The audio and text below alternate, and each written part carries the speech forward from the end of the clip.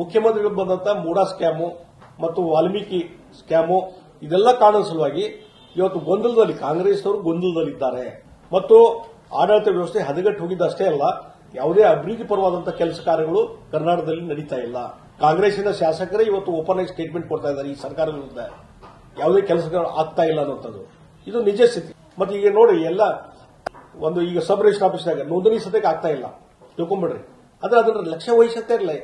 ಈ ಸ್ವತ್ತು ಅಂತ ಹೇಳಿ ಅಲ್ಲಿ ಎಲ್ಲ ರೆಕಾರ್ಡ್ ಆಗಿದ್ರೆ ಮಾತ್ರ ನಾವು ಇವತ್ತು ನೋಂದಣಿ ಮಾಡ್ತೀವಿ ಅಂತಾರ. ಹೀಗಾಗಿ ಈ ಸ್ವತ್ತನ್ನ ಸ್ಪೀಡ್ ಮಾಡಬೇಕು.